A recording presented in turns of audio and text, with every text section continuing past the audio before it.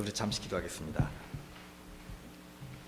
아버지 하나님, 오늘 말씀을 통하여서 저희들에게 주님과 교제하는 귀한 은혜 주시고, 이 시간에 성령님께서 또 저희들 이 공동체 안에 하나님의 귀하신 그 충만한 계획이 이루어지는 그런 은혜의 시간 되게 도와주시옵소서.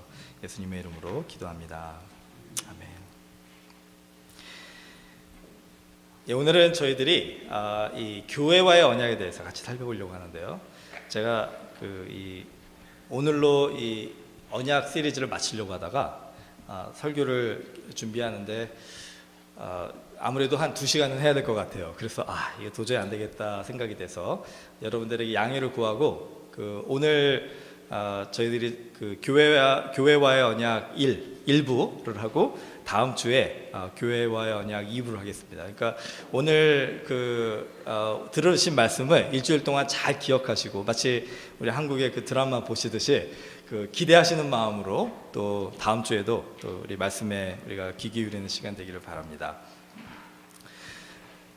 우리가 성령의 그 충만함에 대해서 오늘 같이 좀 다시 한번 살펴보려고 하는데요. 이 교회와의 언약의 핵심은 성령의 충만입니다. 하나님께서 창세기에서 3장에 예수님의 오심을 예언을 하시고, 그리고 십자가에서 그 예수님이 우리의 죄를 위하여 죽으시고 부활하심으로써 구원하셨으므로 하나님께서 그 창세기 3장의 언약을 완성하셨음을 보여주셨고요. 그런 후에 이 교회 공동체를 허락하심으로써 그 이후에 오는 모든 하나님의 백성들이 어떻게 살아야 되는지, 하나님을 어떻게 섬기고 예배하고, 또 이 세상에서 하나님의 빛과 소금으로서 우리가 무엇을 해야 되는지를 이제 가르쳐 주시는 것, 이게 바로 그 사도행전에 나와 있는 하나님의 그 약속이자 또 하나님의 그 선포이기도 합니다. 그것이 바로 교회와의 언약의 핵심인데, 사도행전 1장과 2장을 보면은요, 그 중심에 무엇이 있냐면은 바로 성령의 충만함이 있다라고 할 수가 있습니다. 여러분, 내 자신의 신앙생활을 우리가 돌아볼 때, 지난주에 우리가 여러 가지 방법으로 우리의 신앙을 점검하는 시간을 갖지 않았습니까? 오늘 거기에 더해서 한 가지를 더 우리가 좀 생각해보는 시간을 가졌으면 좋겠습니다. 정말로 내가 예수 그리스도를 믿고 따르는 하나님의 사람이다 라고 한다면은 내 안에 반드시 있어야 하는 것이 있습니다. 그것이 무엇이냐면 바로 성령님이세요. 성령이 우리에게 임하지 않으면 우리는 하나님을 아버지라고 부를 수 없다, 이렇게 되어 있어요. 성령이 우리에게 임하지 않으시면 우리는 성경의 진리를 알 수도 없고 성경대로 살지도 못한다는 겁니다. 성령이 우리에게 임하지 않으시면 우리는 다시 오실 예수 그리스도를 소망할 수도 없고 부활에 대한 확신도 가질 수가 없다는 것입니다. 그렇기 때문에 우리가 정말로 그리스도인, 이 크리스찬, 신앙인이다 라고 하려면 성령님이 우리 안에 있어야 돼요. 여러분 마음속에 지금 성령님이 함께 하고 계십니까?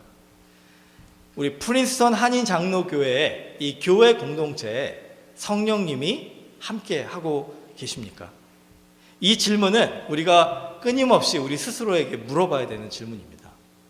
이 질문에 우리가 자신 있게 그렇습니다 하고 아멘으로 화답하지 못한다면 2가지 이유가 있는 거예요.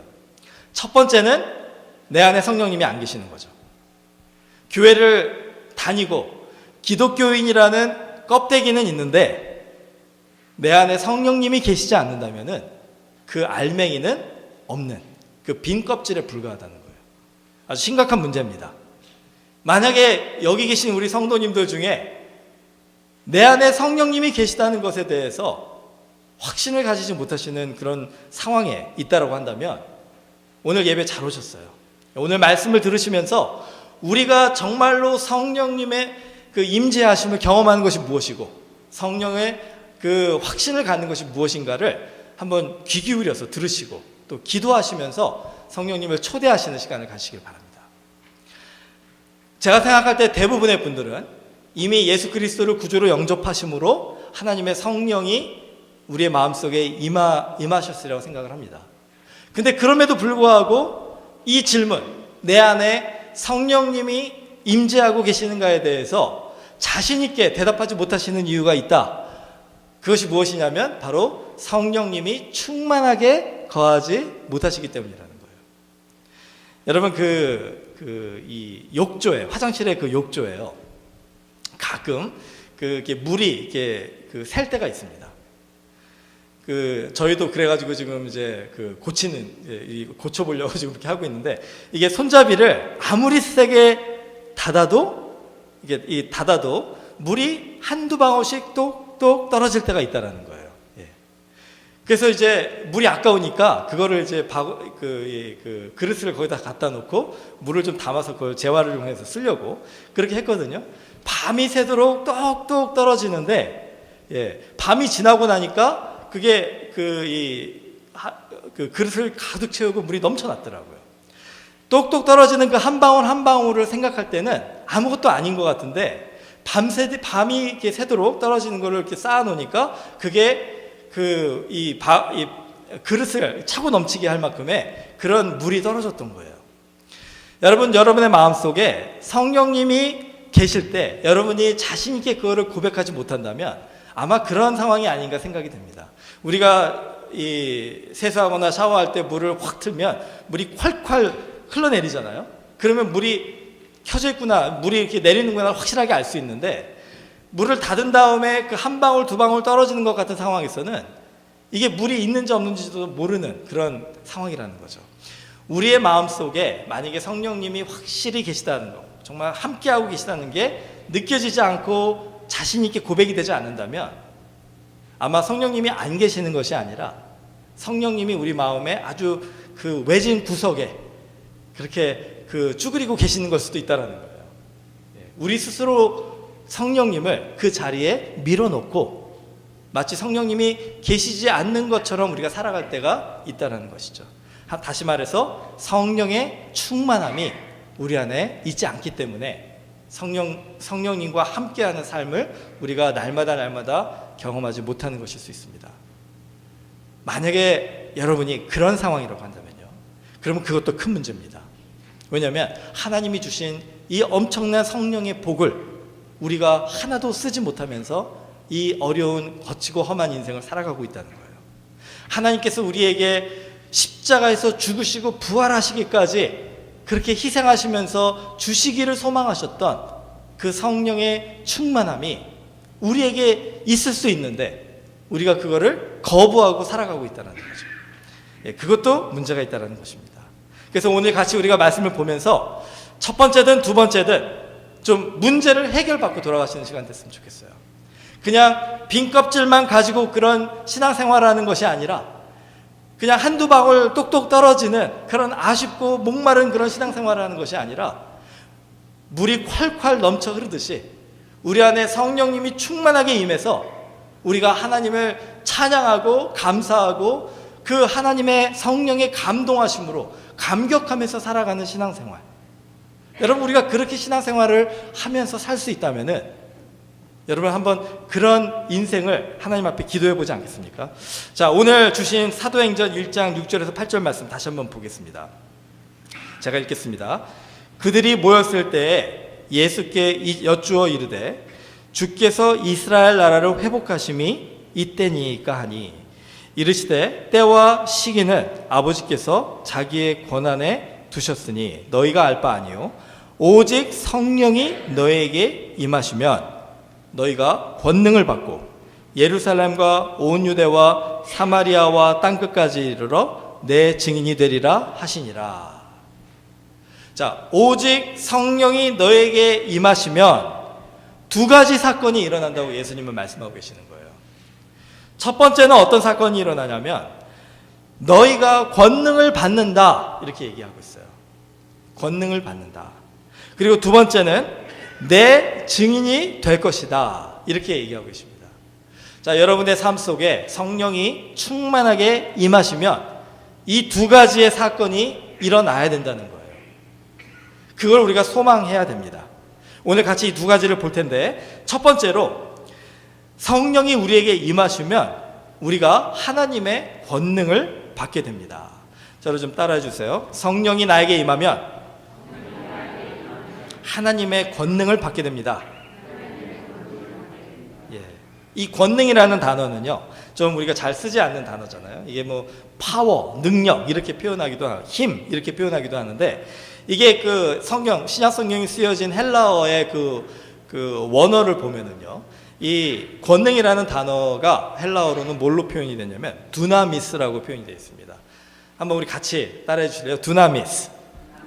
예, 오늘 설교 시간에 여러분이 두 가지의 헬라어를 기억하고 가셔야 됩니다. 굉장히 중요한 단어인데 그 중에 첫째가 두나미스예요.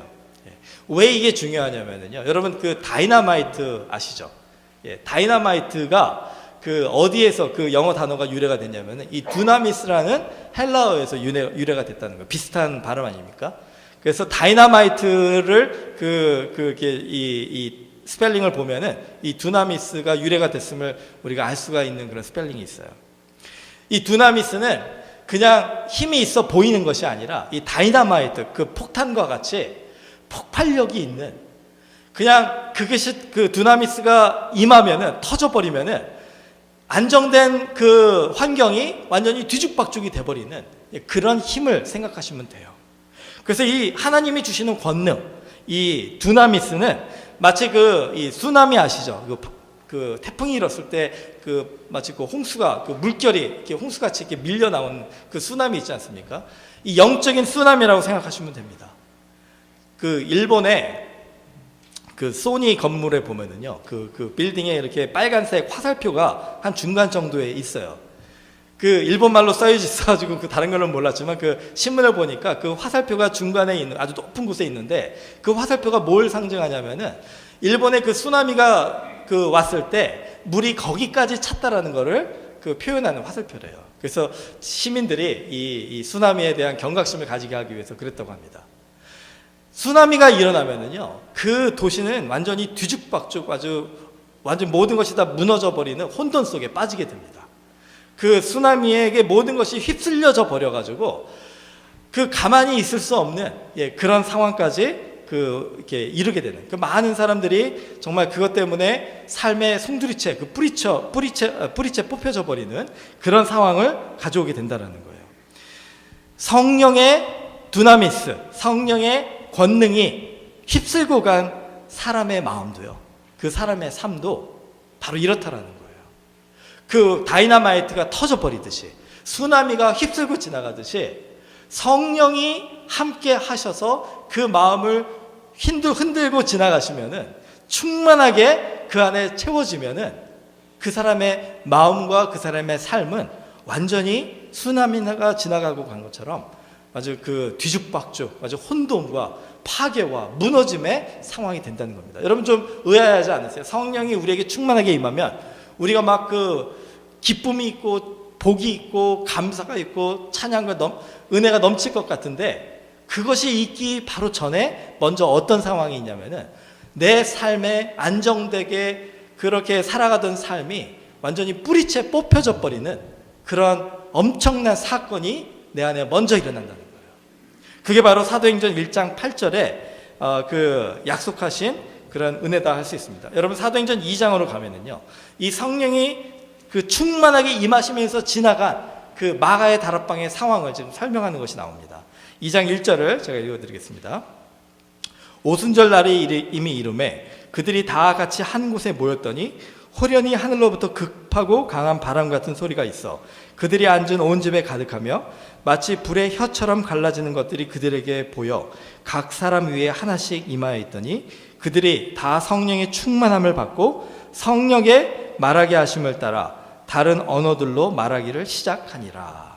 많은 분들이 여기에서 이 방언하는, 다른 언어를 말하는 것에 대해서 관심을 많이 가지세요. 근데 여기서 누가가 표현하려고 했던 건 뭐냐면요, 이 마가의 다락방에서 성령이 그들에게 충만하게 임할 때 사건이 일어났는데, 정말 말로 표현할 수 없는, 마치 쓰나미가 휩쓸고 지나가는 것 같이 급하고 강한 바람 같은 소리가 있는 것 같은 그런 상황이 지금 거기서 벌어지고 있었다는 거예요. 그거를 누가가 지금 이렇게 표현을 한 겁니다. 여러분, 내 마음속에 아직 하나님을 믿기는 믿는데, 하나님을 섬기고 따르고 싶은 마음은 있는데, 이 성령의 이 두나미스, 강한 바람과 강한 그 소리와 같은 그런 그 마치 쓰나미가 휩쓸고 가는 것 같은 성령의 그 충만함이 나에게 아직 경험이 되지 않았다면요. 그러면 우리는 그것을 위해서 기도해야 된다는 거예요. 마가의 다락방에서 예수님의 제자들이 50일을 동안 기도했어요. 예수님이 50일이 아닙니다. 예수님이 부활하신 후에 그 마가의 다락방에 모여서 열심히 기도했습니다. 49일 동안 기도했어요. 그래서 오순절이라고 하는 게 그 부활하신 후에 그 기간을 얘기를 하는 겁니다. 50일의 그 기간을 얘기를 하는 건데, 그렇게 기도하고 나서 하나님께서 그들에게 성령으로 충만하게 임하셨다는 거예요. 여러분, 우리가 성령이 충만한 삶을 살고 싶습니다 이렇게 고백하는 것은 누구나 다 할 수 있습니다. 그런데 성령이 충만한 삶은요, 그냥 우연히 우리에게 오는 것이 아니에요. 물론 하나님이 우리에게 보내주시는 것이지만 우리가 간절하게 소망하고 그 갈급한 마음으로 하나님 앞에 부르짖으며 기도하는 것이 있어야 된다는 거예요. 여러분, 우리가 이 인생을 이제 60, 70, 80, 요즘엔 100세까지 살지 않습니까? 그 인생의 기간이 우리에게 얼만큼 중요한가 한번 생각해 보세요. 앞으로 10년 사는 거나 앞으로 50년 사는 거나 과연 얼마만큼의 차이가 있을까요? 더 많은 음식을 먹고, 더 많은 경험을 하고, 더 많은 그런 일들을 하면서 살아가는 것, 그거 이상으로 나에게 그 가치가 더 생각나지 않는다면요, 내가 10년을 사나 50년을 사나 100년을 사나 내 인생은 그저 그렇고 그런 인생이라는 거죠. 그런 인생에서 하나님께서 우리에게 주신 그 축복의 삶을 누리면서 살기를 소망한다면 어떻게 변화가 있어야 되는가? 사도행전에서 우리에게 가르쳐 주시는 변화는 바로 이 성령의 충만함의 변화입니다. 다음 한 주에 여러분이 살아가시는 그 인생에 어떤 변화가 있기를 소망하십니까? 여러분이 정말로 하나님을 믿는다 하면은 그 하나님께서 우리에게 이 사도행전의 그 초대교회 성도들이 경험했던 그 경험을 주시겠다고 약속하셨는데, 그럼 우리가 경험해야 되는 거 아니겠습니까? 그거를 위해서 우리가 기도하고 부르짖어야 되는 거 아니겠습니까? 이 땅에 서 있는 것과요, 그 깊은 바다 물에 있는 것과 차이가 뭔지 아세요? 우리가 땅에 서 있을 때는요, 두 발로 서 있죠. 그러니까 우리의 두 발에 힘을 주는 게 중요합니다. 안 그러면 어떻게 해요? 발에 힘이 풀리면 그냥 쓰러져 버리는 거죠. 그냥 땅에 주저앉아 버리게 되지 않습니까? 그렇기 때문에 우리가 이 땅에 살 때는 우리가 힘을 내서, 힘을 주어서 그 두 발로 든든하게 서 있는 것이 필요하다는 거예요. 그런데 여러분, 깊은 물속에 한번 들어가 보세요. 거기에서 여러분이 두 발에 힘을 주고 서 있는 게 과연 무슨 도움이 될까요? 깊은 바닷속에 들어가면 우리가 할 일은 무엇입니까? 힘을 주고 두 발로 서 있는 게 아니라 힘을 빼는 거예요.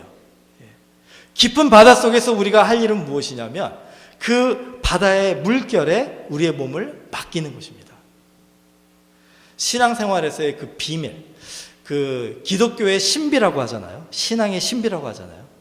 하나님께서 성령으로 우리에게 충만하게 임하셔서 우리에게 그 하나님의 살아계심과 하나님의 그 복주심을 경험하기를 원하신다면 힘을 빼앗는 작업이 필요하다는 거예요. 우리가 정말 우리의 힘 가지고 이 땅에서 서 있는 것이 아니라 그 몸에 힘을 빼고 하나님께, 그 하나님의 성령의 물결에 우리 자신을 맡기는 것이 필요하다는 겁니다. 그래서 지성이 굉장히 중요합니다. reasoning, 신앙의 지성이 굉장히 중요해요. 우리가 아는 것이 굉장히 중요합니다. 그런데 그 아는 것을 통해서 예수님을 구주로 영접을 했다면요, 그런 다음에 우리에게 반드시 또 있어야 되는 것은 무엇이냐면 지성이 아니라 영성이라는 거예요. 영성은 무엇입니까? 바로 깊은 물속으로 들어가서 우리가 하나님께 우리의 자신을 맡기는 거예요. 여러분, 찬양을 하실 때, 여러분 예배를 드리실 때 우리가 좀 힘을 빼고 그 하나님께 나아가는 그런 작업이 좀 필요하다는 거예요. 우리의 마음을 그냥 하나님께 맡기는 겁니다. 하나님, 나를 이끌어 주셔서 하나님께서 이 초대교회 때 그들이 경험했던 그 두나미스, 성령의 능력을 경험하게 해주시옵소서. 그 자리가 바로 예배의 자리라는 거예요. 여러분 그 출장 많이 다니시는 분 여기 계신지 모르겠어요. 제가 그 아는 분들 중에 이렇게 출장을 자주 다니시는 분들이 계시는데 좀 안 돼 보여요. 그 며칠 동안 거의 뭐 일주일 동안 이렇게 출장을 가고 나서 그 집으로 돌아오면은 여러분 어떤 마음이 드십니까? 집에 그 다 그 문을 열고 들어가는 그 순간에 우리가 안식을 하게 되죠. 마음이 평안해지기 시작하죠. 맛있는 음식을 먹고 옷을 갈아입고 샤워를 하고 가족들과 같이 즐거운 시간을 보내면 그 마음이 재충전이 됩니다. 월요일부터 토요일까지는요, 우리 신앙인들은 출장을 가는 거예요. 이 세상에서 하나님께서 맡겨주신 그 거칠고 험한 인생을 살아가는 겁니다.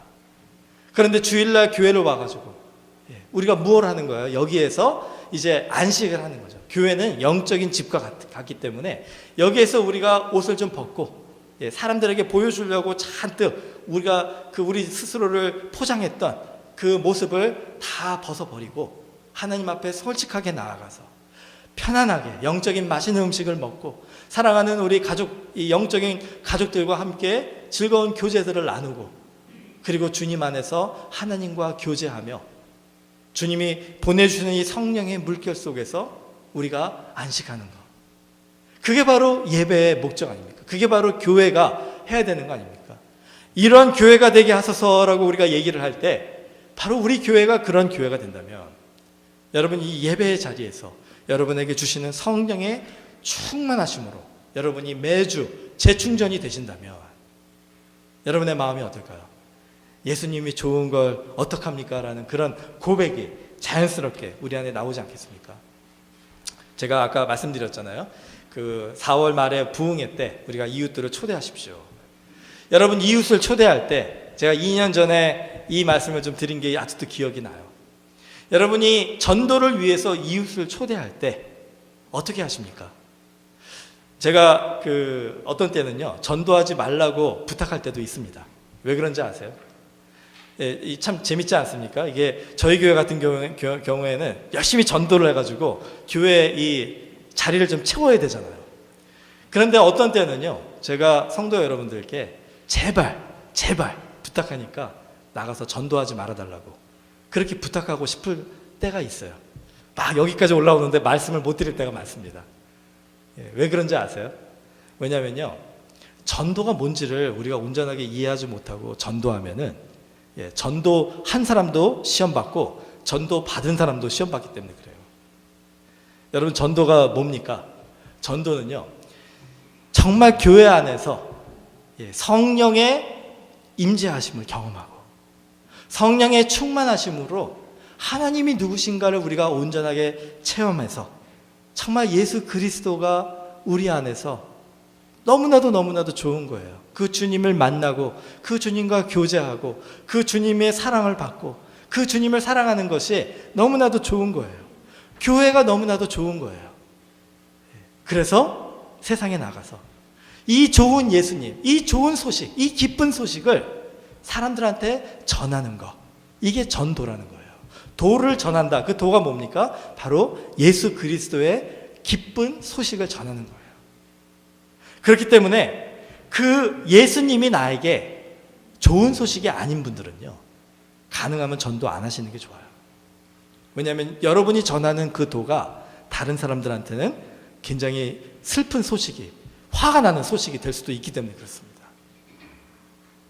그렇다고 전도하지 말라는 게 아니고 우리가 제대로 성령의 충만함을 받고 전도하자는 얘기죠. 자, 그럼 어떻게 하면 그게 가능할까요? 이 두 번째가 있어야 돼요. 아까 제가 두나미스 얘기했잖아요. 저를 좀 따라해 주세요. 두나미스. 우리에게 두나미스를 주십시오. 따라해 주세요. 우리에게 두나미스를 주십시오. 성령의 충만함을 통해서 그 두나미스, 하나님의 권능을 받은 사람들은 두 번째 사건이 일어난다는 거예요. 두 번째 사건이 뭡니까? 바로 나의 증인이 되는 거예요. 예수 그리스도의 증인이 되는 겁니다. 성령의 충만함을 받은 사람은 예수 그리스도의 증인이 된다는 거예요. 다시 한번 우리 같이 좀 따라해 주시기 바랍니다. 성령의 충만함을 받으면 예수님의 증인이 될 수 있습니다. 여기서 증인이라는 그 단어가 이 신약성경에 쓰여진 그 원어 헬라어로 보면요 마르투스라는 단어예요. 좀 따라해 주실래요? 마르투스.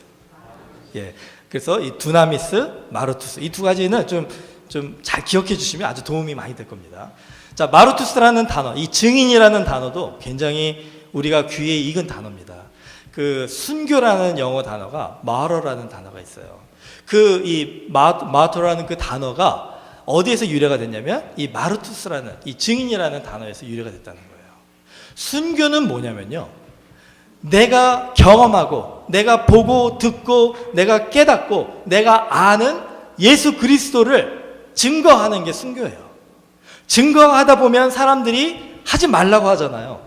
하지 말라고 할 때도 내가 어쩔 수 없이 할 수밖에 없어요. 그러다 보면 어떻게 됩니까? 핍박받게 되고, 그러다 보면 어떻게 합니까? 어떤 때는 내 목숨까지도 잃을 수가 있다라는 거예요. 그럼에도 불구하고 내가 경험한 그 예수 그리스도를 증인으로서 살 수밖에 없는 사람들, 그런 사람들을 뭐라고 합니까? 순교자라고 하는 거예요. 그래서 이 마르투스라는 단어가 굉장히 중요하다 할 수가 있습니다. 여러분, 우리가 하나님의 증인이다, 예수 그리스도의 증인이 된다는 것이 바로 우리의 힘으로 가능한가? 불가능합니다. 이 세상에서 여러분이 정말로 예수님의 증인으로 살기를 원하신다면 하나님의 성령의 충만함이 우리에게 있어야 된다는 거예요. 아까 사도행전 2장에 보면은요, 그 급하고 강한 바람 같은 성령의 충만함이 제자들에게 임했을 때 제자들이 어떻게 합니까? 그 마가의 다락방에만 있을 수가 없었어요. 그 넘치는 그 감격으로, 그 열정으로, 그 하나님을 전하고 싶은 그 마음으로 마가의 다락방의 문을 아마 부수고 나갔을 거예요. 박차고 나갔을 겁니다. 그리고 예루살렘 광장, 거리 곳곳으로 흩어져서 그 사람들이 뭘 얘기했습니까? 하나님의 크신 일을 말했다 그랬어요. 예수 그리스도가 십자가를 통해서 우리의 죄를 사하시고 우리를 구원하셔서 하나님의 자녀가 되게 하시고, 우리가 하나님과 이 성령의 충만함을 통해서 하나님이 주시고자 하시는 그 아름다운 교제의 축복을 누릴 수 있다는 것. 이 세상을 정말 우리 힘으로만 애써서 살아가는 것이 아니라 하나님의 그 성령의 도우심으로 기쁨 가운데 살 수 있다는 이 좋은 소식을 전하고 싶어서 마가의 다락방을 뛰쳐나갔던 것입니다. 여러분, 우리에게 그 하나님의 성령의 충만함이 임하면 우리도 이렇게 된다는 거예요. 전도하지 마세요 하고 여러분을 막 방에 가두어도 여러분이 거기에 있을 수가 없어가지고 여러분이 가는 곳마다 예수님을 나누고 전하고 싶어지는 그 마음이 막 우리 안에 넘쳐나기 시작한다는 거예요. 여러분, 어떻습니까? 이게 남의 얘기 같으십니까? 아니면 여러분의 마음속에 지금 그 경험이 있으십니까? 아니면 나도 지금 그런 경험을 하고 싶다라는 소망이 있으십니까? 2017년에 저희 교회에 목적이 있어요. 제가 이제 다음 주에 위임 예배를 하지 않습니까? 제가 2년을 기다렸습니다. 2년. 예. 2015년에 1월 달에 제가 부임한 후에 이 위임 예배를 하는 이 순간까지 2년을 기다렸어요. 예. 2년 동안에 무엇을 여러분들에게 전하고 싶었냐면은, 프린스턴 한인 장로교회 우리 모든 성도들이 정말 한 분도 빠짐없이 이 성령의 충만함을 경험하기를 제가 축복하고 싶고 또 그렇게 기도하기를 소망해서 2년을 기다렸습니다. 여러분, 이제 우리가 그 때가 된 것 같아요. 하나님의 그 성령의 그 깊은 바다 속에 정말 소망 같아서는요, 지금 이 건물을 지금 풍덩 빠뜨리고 싶어요. 예. 그러면 여러분 중에 그러시겠죠. 난 수영 못해요. 예. 어쩔 수 없습니다. 그냥 물속에 다 같이 그냥 우리가 빠져버리는 거예요. 그 성령의 물속에 다 빠져버리는 거예요. 그러면 막 허우적 거리겠죠? 막 힘이 들어가겠죠, 몸에. 그때 하나님이 우리에게 말씀하시는 거예요. 힘을 빼라. 아무리 힘 줘봤자 너는 깊이 빠져버릴 수밖에 없는데 힘을 빼고 나에게 너의 몸을 맡겨보지 않겠니?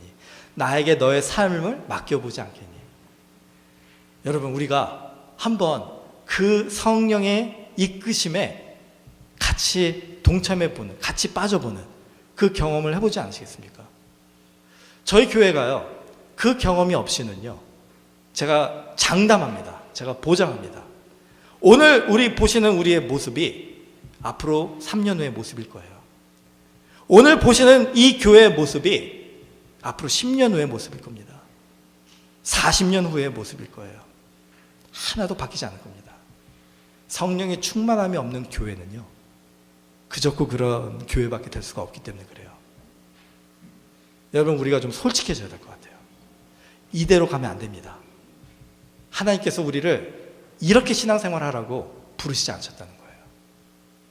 우리가 지금 이 자리에서 하나님의 말씀을 들으면서 정말 그 성령의 바닷속에 한번 풍덩 빠져서 죽이 되든 밥이 되든 하나님, 주님께 나를 맡겨보겠습니다. 그러면 어떤 일이 일어나는지 같이 한번 지켜보는 거예요. 한 사람도 나고자가 없이 우리 모두가 함께 거기에 빠졌을 때 서로가 손에 손을 붙잡고 함께 하나님이 우리를 어떻게 성령의 충만함으로 인도하시는지를 경험하면 이제 막 변화가 일어나기 시작하는 거예요. 초대교회 때 일어났던 그 변화, 사도행전 1장부터 한번 쭉 읽어보세요. 막 마음속에 여러분 흥분이 되실 겁니다. 야, 예수를 믿는다는 것이 이런 거구나. 교회 공동체가 이런 거구나. 그 변화가 성령의 충만함을 받는 우리들에게도 일어날 수 있다는 거예요. 믿으십니까? 아멘. 자, 그 변화의 그 그림을 한번 같이 그려봤으면 좋겠어요. 오늘은 그 두 가지를 먼저 하고 다음 주에 나머지 두 가지를 제가 설명을 드리겠습니다. 성령의 충만한 교회에 성도들에게 일어나는 이 네 가지의 변화, 이거를 여러분이 마음속에 간직하시고 우리 모두가 다 그렇게 될 수 있다는 소망을 이제 가졌으면 좋겠어요. 그 네 가지 변화는 어디에서 오냐면요, 바로 하나님께서 성령이 충만한 사람들에게 주시는 은사에서 나온다는 거예요. 성령이 충만한 은사가 물론 여러 가지가 있습니다. 로마서에도 나와 있고 고린도전서에도 나와 있고 여러 군데 나와 있는데, 제가 먼저 이 로마서 12장을 그 예로 같이 읽어드리겠습니다. 제가 준비해 왔는데 같이 한번 봐주세요. 로마서 12장 3절부터 읽겠습니다.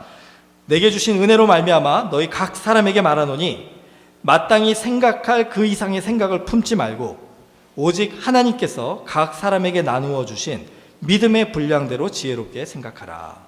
우리가 한 몸에 많은 지체를 가졌으나 모든 지체가 같은 기능을 가진 것이 아니니 이와 같이 우리 많은 사람이 그리스도 안에서 한 몸이 되어 서로 지체가 되었느니라. 우리에게 주신 은혜대로 받은 은사가 각각 다르니 혹 예언이면 믿음의 분수대로, 혹 섬기는 일이면 섬기는 일로, 혹 가르치는 자면 가르치는 일로, 혹 위로하는 자면 위로하는 일로, 구제하는 자는 성실함으로, 다스리는 자는 부지런함으로, 긍휼을 베푸는 자는 즐거움으로 할 것이니라. 자, 이외에도 성경에 보면 하나님의 성령의 은사가 여러 군데 나옵니다. 왜 이거를 성령의 은사라고 얘기하는 줄 아세요? 여러분이 가지고 계신 그 재능, 그걸 얘기하는 게 아니에요. 제가 기타를 칠 줄 압니다. 그게 성령의 은사가 아니에요. 그건 그냥 저의 재능입니다.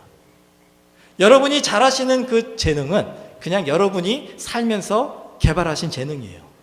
성령의 은사라고 우리가 얘기를 할 때는 뭘 얘기를 하는 거냐면 성령의 임재하심으로, 성령의 충만하심으로 하나님께서 우리에게 주신 성령의 선물을 얘기하는 거예요. 우리가 노력해서 개발하는 것이 아니라 하나님이 먼저 주셔야지 그런 후에 우리가 그것을 개발할 수가 있는 거예요. 발전시킬 수가 있는 겁니다. 이 성령의 네 가지로 제가 그 은사를 정리를 했는데 오늘은 그 두 가지만 시간이 허락하는 대로, 만약에 안 되면 오늘 한 가지만 하고 다음 주에 세 가지를 하도록 하겠습니다. 첫 번째 은사는 뭐냐면요, 바로 구제의 은사예요. 이 한글 번역이 조금 아쉬워요. 이 구제의 은사하니까 좀 우리가 이렇게 쉽게 이렇게 친근하게 익숙하지 않은 건데, 영어로 보면요, 이게 gift of giving이라고 얘기를 할 수 있습니다. 이게 주는 은사예요. 주는 은사. 베푸는 은사입니다. 뭐 물질로도 시간으로도 뭐 그 외 모든 다른 재능으로도 이렇게 다른 사람에게 주는 은사예요. 그게 바로 성령의 은사 중에 아주 중요한 은사라고 성경은 이야기하고 있습니다. 누가복음 6장 38절 예수님께서 친히 이 은사에 대해서 얘기하시는데 이렇게 얘기하세요. 주라, 그리하면 너희에게 줄 것이니 곧 후이되어 누르고 흔들어 넘치도록 하여 너희에게 안겨 주리라. 제가 이렇게 이 구제 은사, gift of giving, 주는 은사 얘기하니까 여러분 목사님이 헌금 많이 내라고 얘기하시나 보다 이렇게 긴장하시는 분이 계실 수 있어요. 정확하게 보셨습니다. 여러분 헌금 많이 내셔야 돼요. 헌금 많이 내셔야 돼요. 그런데 헌금을 많이 낸다라는 것에 그 많이라는 기준이 뭔지를 정확하게 아셔야 된다는 거예요. 세상 사람들은 헌금 많이 내세요 하면은 액수를 생각합니다. 천국에서는 그 액수가 아무 의미가 없어요. 하나님한테는 그 액수가 아무 의미가 없습니다. 하나님한테는 1불이나 1밀리언 달러나 다 똑같다라는 거예요. 하나님의 기준에서 볼 때는. 헌금을 많이 내라는 것이 액수를 많이 내라는 얘기가 아니라는 거예요. 성경에서는. 자, 그러면 무엇을 얘기하는가? 바로 하나님께서 우리에게 주신 이 구제의 은사, gift of giving을 여러분에게 주셨다면은 그것을 아름답게 사용하라는 얘기예요. 자, 이거를 좀 제가 잘 설명을 좀 최선을 다해서 드리도록 하겠습니다. 자, 모든 사람에게 이 은사를 주신 게 아니에요. 제가 덴버에 갔을 때 그 교회를 개척하면서 그때는 제가 신앙적으로 이제 목회도 이제 처음이었고 아주 그 많은 경험이 부족했던 때였습니다. 그때 제가 성령이 충만해가지고 하나님께 정말 모든 것을 다 버리고 캘리포니아에서 가족을 이끌고 덴버로 정말 빈손으로 갔거든요. 예, 그 상황에서 정말 무서운 게 없었어요. 하나님이 함께 하시면 그 덴버에서 저희 가족 그 장모님까지 5명이 그 교회를 개척하는 그 과정 속에서 하나님이 함께 하시면 모든 것이 가능합니다. Nothing is impossible with God. 그 담대함이 저한테 있었어요. 그래가지고 새벽마다 기도하면서 그 어떤 기도를 했는지 아세요? 그 교인이 저희 가족밖에 없는 그 상황에서 제가 이렇게 기도했어요. 하나님, 저희 교회에 이 4가지 은사를 이제 가진 분들을 보내주십시오. 그러면서 이렇게 기도했습니다. 25%씩 25% 나눠가지고 100명의 교인을 주시는데 뭐 아무 교인이 없는 그런 상황에서 완전히 밑바닥에서 그런 기도를 했어요. 100명의 교인을 주시는데 25명은 이 gift of giving, 그 주는 이 구제의 은사를 주신 분을 보내주시고 25명은 gift of evangelism, 전도의 은사를 받은 사람을 보내주시고 25명은 gift of teaching, 가르치는 은사를 주신 분을 보내주시고 25명은 gift of serving, 섬김의 은사를 주신 분을 보내주십시오. 자, 이렇게 기도했어요. 하나님이 응답해 주셨을까요? 응답하지 않으셨을까요? 예? 아, 역시 우리 권사님 믿음이 좋으시네요. 예, 응답을 해주셨어요. 응답을 해주셨는데 정말 신기하게도 딱 25% 그건 아니었어요. 예, 그렇게 응답은 안 해주시더라고요. 그런데 저희가 100명이 됐을 때 덴버에서 제가 돌아보니까 진짜 4가지의 은사를 주신 분을 교회에 골고루 주셨더라고요. 보내주셨더라고요. 너무나도 감사하는 그런 기도의 응답을 확인을 하는 시간을 가졌었습니다. 그래서 제가 감히 프린스 하인 장로교에서도 그런 기도를 해볼까 지금 생각해보고 있어요.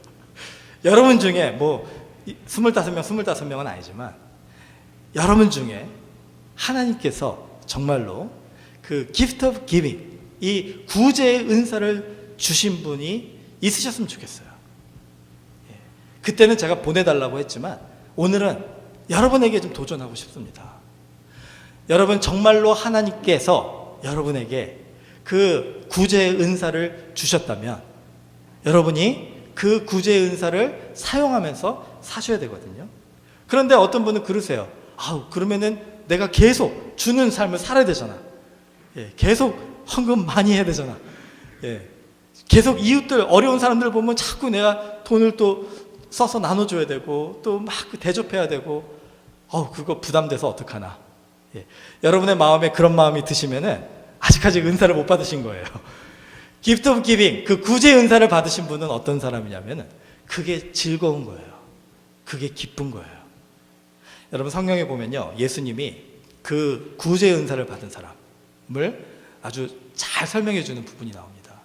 성전에서 예수님이 말씀을 전하시는데 어느 날 그 부자가 와서 헌금을 했어요. 뭐 부자니까 그래도 헌금을 좀 많이 세상적으로 큰 액수를 했지 않겠습니까? 그런 다음에 어떤 과부가 왔는데 2렙돈, 그 렙돈이라는 단위는 마치 우리 그 센트와 같은 단위라고 생각하시면 돼요. 가장 낮은, 그 당시에 이브리 그 이스라엘의 낮은 돈의 단위입니다. 근데 그 2렙돈은요, 그 과부에게는 가지고 있는 전부였어요. 그거를 헌금함에 드리는 거예요. 예수님이 누구를 칭찬하셨을까요? 누가 헌금을 많이 하는 사람이라고 그랬을까요? 누가 하나님께 기쁨으로 그 헌금하는 사람이라고 그랬을까요? 예수님은 부자를 칭찬하지 않으시고, 뭐 잘못했다는 게 아니지만 그 과부를 더 칭찬하셨다는 거예요. 왜냐하면 그 과부는 바로 이 구제의 은사를 가지고 자기의 가진 모든 것을 다 하나님 앞에 헌신하는 그런 마음으로, 나에게 주신 것이 나의 것이 아니라 다 하나님의 것이기에 하나님, 내가 주를 위하여, 이웃을 위하여 다 주기를 원합니다. 그 마음으로 하나님 앞에 드렸기 때문에 예수님이 그 과부를 칭찬하셨다는 거예요. 여러분, 그런 사람들의 마음이 어떨지 한번 상상해 보시기 바랍니다. 그 과부의 마음이 어떨지 한번 상상해 보세요. 마음속에 근심과 걱정과 눈물과 한숨, 그 마음으로 헌금을 드렸을까요? 드린 후에 돌아오면서 막 후회가 막심해가지고 그 한 렛돈만 드릴 걸, 그냥 오늘은 하지 말 걸, 이러고 돌아왔을까요? 그 과부는요, 그 하나님 앞에 온전한 그 헌신을 한 후에 기쁨과 감사로 또 하나님을 기대하는 마음으로 돌아왔을 겁니다. 릭 워렌 목사님 아시죠? 릭 워렌 목사님이 이런 간증을 했어요. 그 19살 대학생 때 학교에 500불 빚을 지고 있는 상황이었다고 합니다. 그리고 친구한테는 10불을 빚지고 있는 상황이었대요. 그런 상황에서 은행에 딱 보니까 어카운트에 50불밖에 없었다는 거예요. 그래서 이제 고민을 했어요. 뭐 50불 가지고 이 문제를 해결할 수 있는 상황이 아닌데, 말라기를 읽다가 은혜를 받은 거예요. 하나님께 11조를 드리고 하나님께 온전한 헌신을 하고 하나님께 다 이 삶을 맡긴 후에 하나님이 어떻게 책임지는지를 한번 시험해 보라. 그 말씀에 어린아이와 같이 은혜를 받아가지고, 하나님, 그러면 내가 한번 시험해 보겠습니다. 그리고서는 은행에 있는 50불을 다 찾아가지고 이 성경을 프린트해서 이 공산국가에 보내는 그 출판사가 있는데 거기다가 메일로 50불을 헌금을 한 거예요. 그리고서는 편지를 썼대요. 나 이제 돈이 하나도 없고 지금 빚은 많고 정말 하나님이 도와주지 않으시면 안 되니까 제발 저를 위해서 기도해 주십시오. 그런 후에 3주가 지났는데 그 19살 대학생 때 그 주일학교를 가르치고 있는 상황에서 어떤 목사님이 와서 좀 말씀을 전해달라고, 유스애들. 그래서 유스애들 말씀을 전해줬는데 그 목사님이 예배 중에 갑자기 우리 이 릭을 위해서 우리 헌금하는 시간을 갖자. 하나님이 나한테 좀 그런 마음을 주셨는데 우리 한번 해보지 않겠냐 해서 유스 아이들하고 그 교사들한테 헌금을 했다라는 거예요. 얼마가 들어왔을까요? 헌금으로. 나중에 봉투를 주셔가지고 집에 가서 열어보니까 그 봉투 안에 560불이 있었다는 겁니다. 계산 빠르신 분들은 아시겠죠? 빚도 갚고 친구 10불 빚도 갚고 나머지 50불 은행에 다시 집어넣었다고 해요. 여러분, 기프트 오브 기빙에서 예수님이 먼저 얘기하셨잖아요. 흔들고 차고 넘치게 너에게 주리라 하셨는데 그 전에 뭘 하라고 그랬습니까? 주라. 그리하면 예수님이 이렇게 풍성하게 주시겠다고 하지 않으셨어요? 저도 릭 워렌 목사님의 말씀도 그렇고 선교사님들의 이 간증을 들으면서 제가 대학교 때도 그 학교에 빚을 지는 게 있었어요. 500불이 아니라 350불의 빚이 있었습니다. 제가 전에 한번 간증한 것 같은데, 그래서 저도 이렇게 기도했어요. 그러면 나도 기도하리라. 그래가지고 저도 그 매일매일 하나님 앞에 그 350불을 채워달라고 기도했습니다. 근데 기도 응답이 안 됐어요.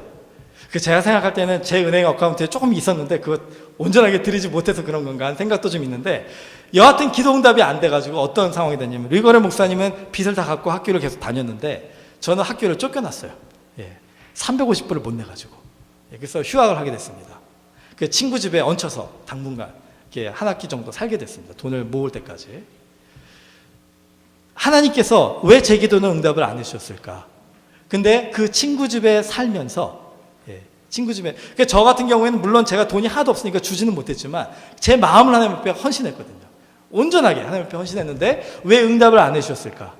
근데 그 친구 집에서 한 학기 동안 얹혀 살면서 그 친구가 저한테 지금 제가 만난 아내를 소개해 줬다는 거예요.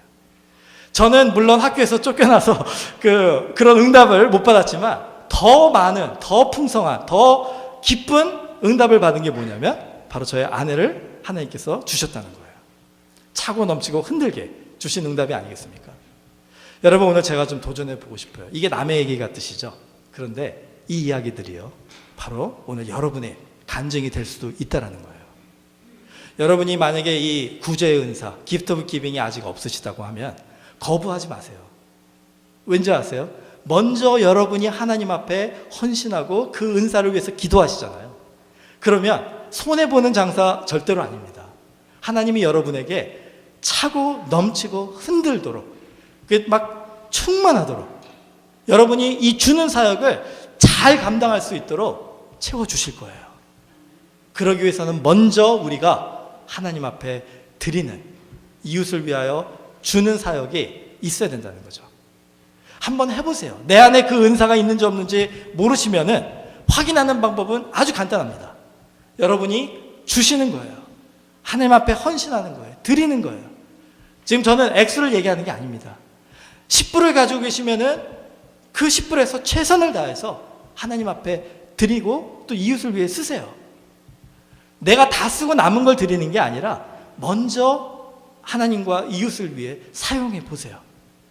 그렇게 해보시면서 내 안에 하나님께서 그 주는 사역을 통해서 넘치고 충만한 기쁨을 주시면 하나님께서 여러분에게 그 은사를 주신 거예요.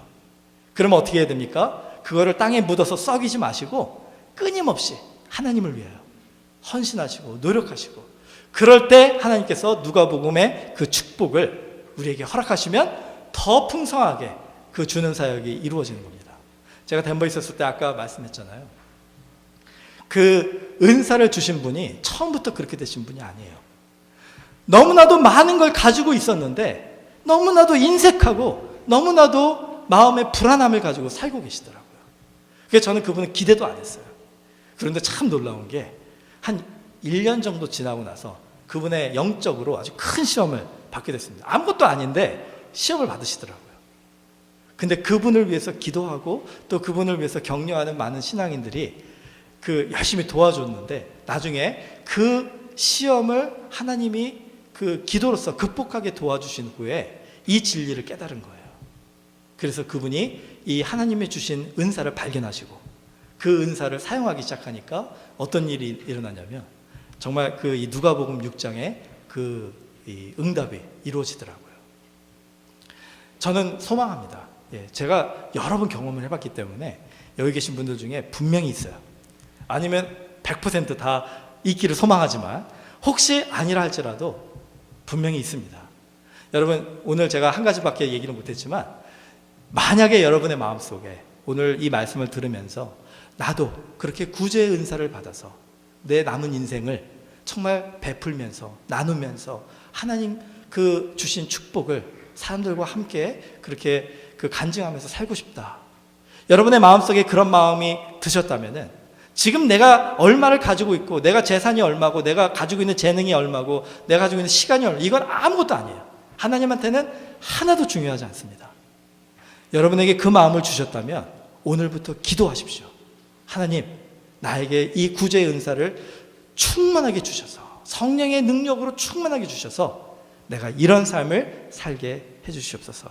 우리 같이 잠시 기도하겠습니다.